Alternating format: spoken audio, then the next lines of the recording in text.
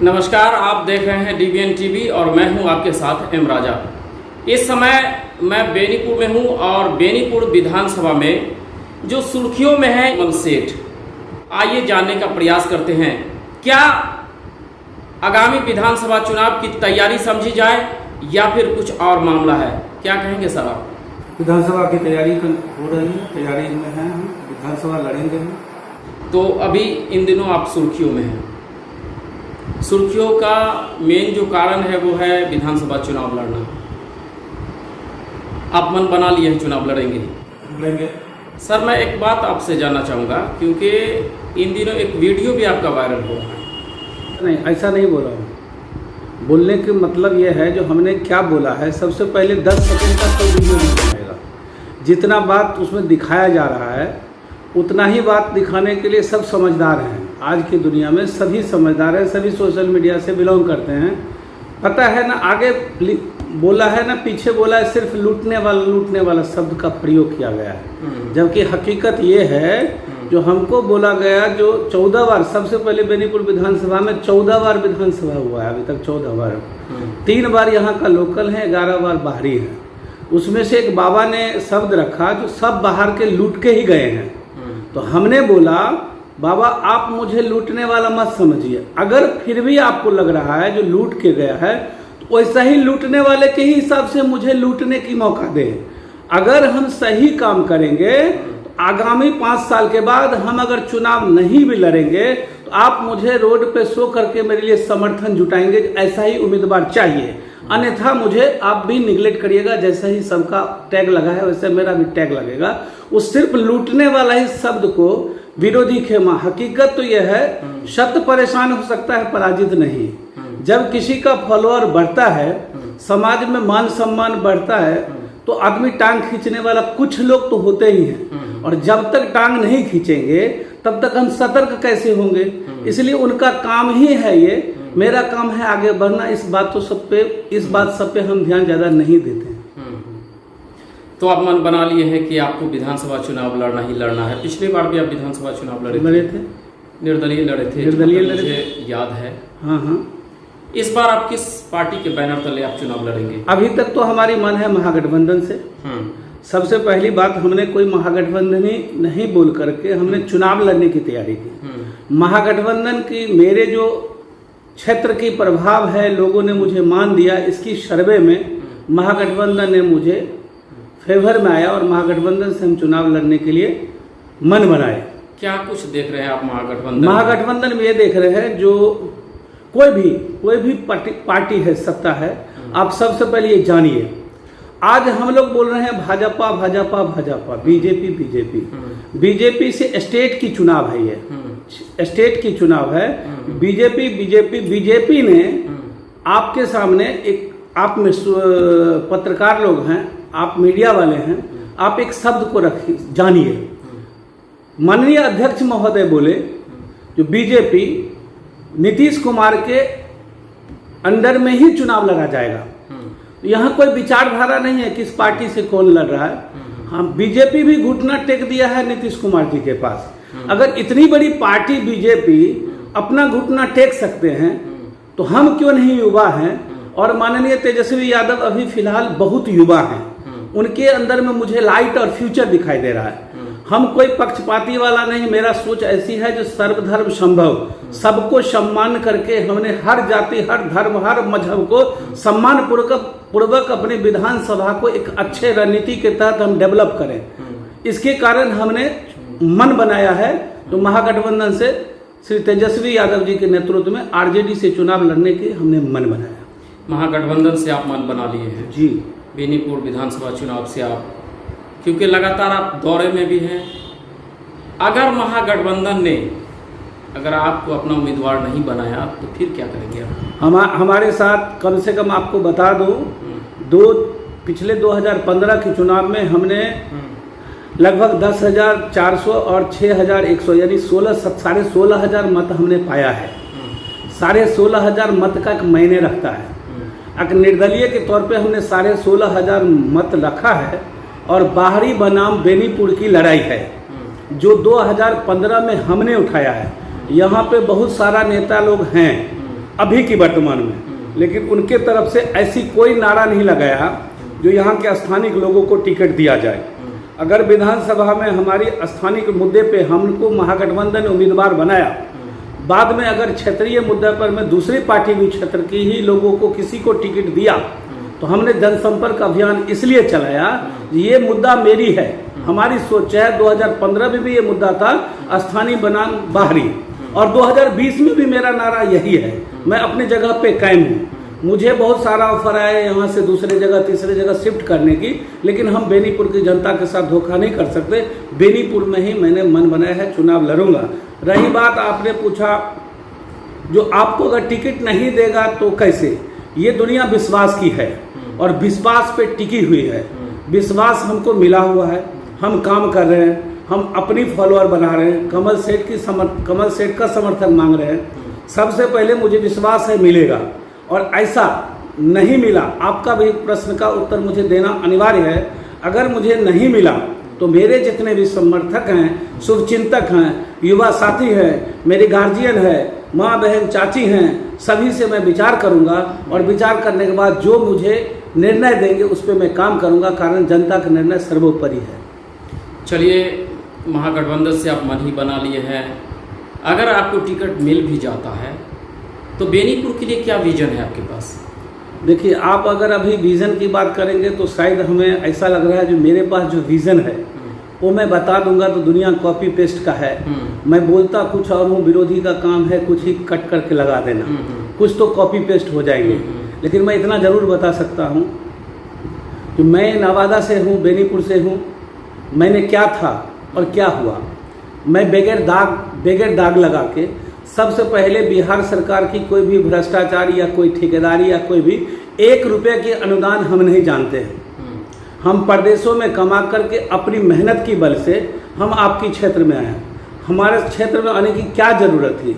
जो मैंने गरीबी 14 साल की उम्र तक मैंने अपने घर में गरीबी में बिताया है, वो गरीबी मुझे सता रहा है। चलिए, मैं आपको यहाँ पे रोकूंगा, क्योंकि आपका नाम ही ऐसा है, कमल सेठ। नाम से कहने का मतलब ये है कि आपके नाम में महासेठ लगा हुआ है, तो कहीं ना कहीं आप जो है आप अपना पूरी तरह से छवि बना चुके हैं और आपके पास में इन शॉर्ट सब कुछ है। फिर क्या कारण है आप राजनीति में आने का? आपको सबसे पहले तो आपने जो सेठ की बात बोल रहे हैं, मेरा एक टैग चल रहा है, कमल सेठ नहीं, ये फकीर है, बेनीपुर का तकदीर है। मैं मुंबई से हूँ, मुंबई में मेरा बिजनेस है। मुंबई की बिजनेस में हर एक आदमी को, आप मीडिया वाले हैं पता होगा, जो एक अगर कोई सब्जी की भी दुकान में जाता है तो वहाँ पे एक स्टाइल है, 1 पौवा भिंडी देना सेठ। तो हम इस प्रकार सेठ हैं, कोई महासेठ नहीं है। हम बेनीपुर की सामान्य बेटा हैं और बेटा रहेंगे। चलिए, ये तो आपका मानना है, आप भले कुछ कहें लेकिन आपको तो लोग सेठ कहते ही हैं। चाहे वो पिछले बिहार विधानसभा चुनाव जो 2015 में हुआ था उस बार भी हुआ था। चलिए, आपको एक मुबारकबाद दे दे, क्योंकि आपने कहा कि 2015 में हमने स्थानीय मुद्दा उठाया था। आज ऐसा लग रहा है कि पूरे बिहार में जहाँ जहाँ भी बिहार विधानसभा चुनाव हो रहा है वहाँ स्थानीय लाभ और बाहरी भगाव का नारा है, तो कहीं ना कहीं ये आपकी जीत है। क्या कहेंगे आप? मैं सबसे पहले स्थानीय और बाहरी का मुद्दा इसलिए है भाई साहब, जो स्थानीय अगर यहाँ पे रहते हैं, इस मट्टी से हम जन्मे हैं, इस मट्टी में हम पले हैं, इसका दर्द हम जान पाएंगे। कोई भी मुद्दा उठाते होंगे उनके लिए बहुत ही शुभकामनाएं है उनको, जो ऐसे मुद्दा उठाना चाहिए।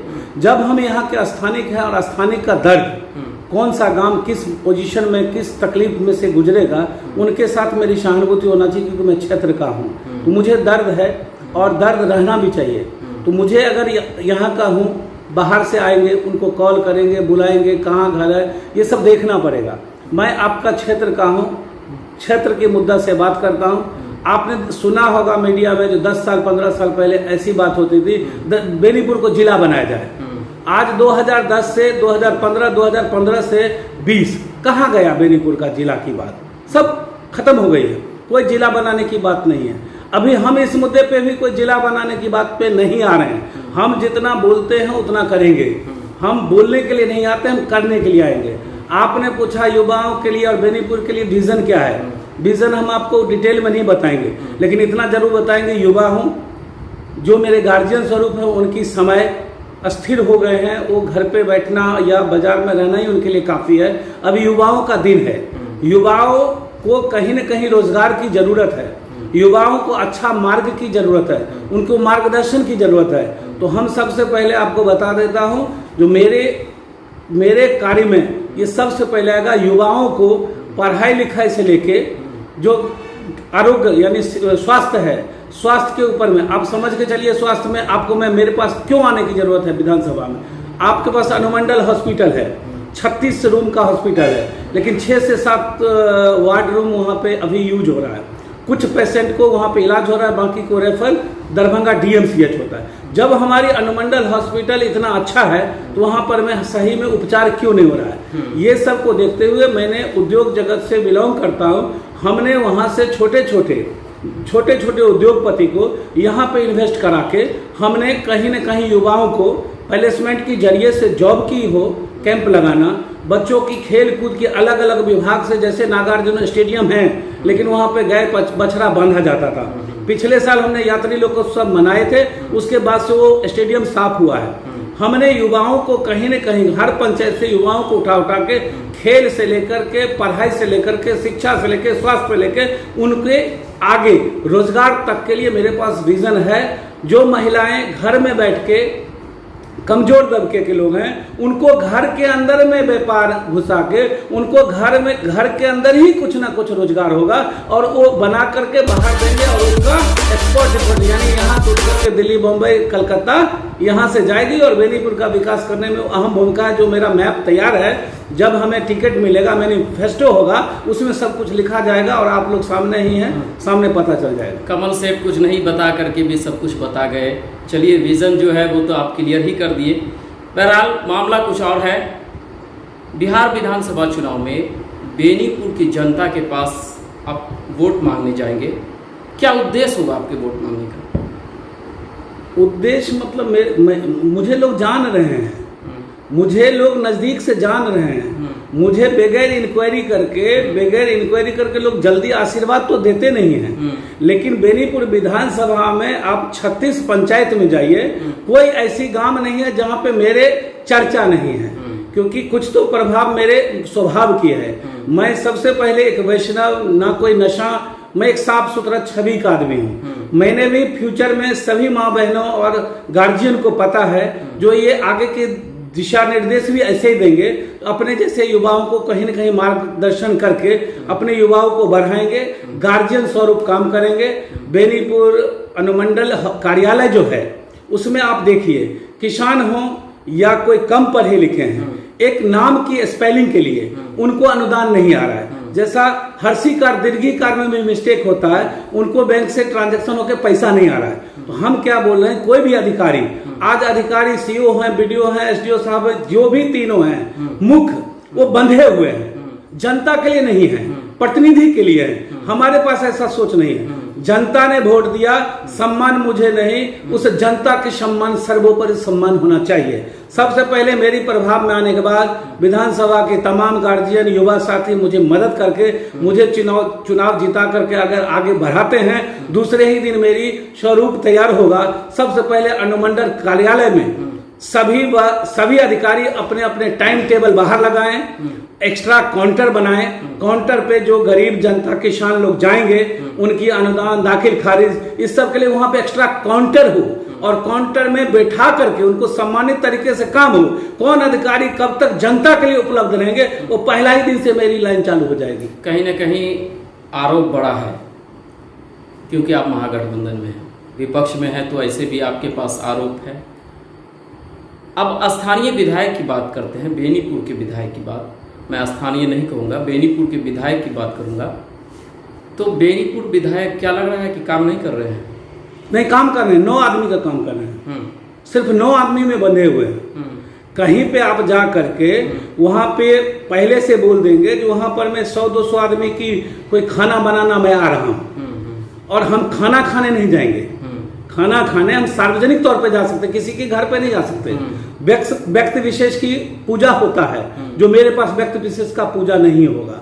अब काम क्या किए हैं, आपने बोल रहे हैं, आपकी मीडिया में, उनकी फेसबुक में ऐसी हो रही है जो हमने रोड का जाल बिछा दिए हैं। लेकिन हम बता रहे हैं जो जिस गांव से विधायक जी अभी वर्तमान बिलोंग करते हैं, उनसे 200 मीटर पहले लुलवा चौक से शिवराम का मुख्य मार्ग है, उस मुख्य मार्ग का दशा देख लीजिए।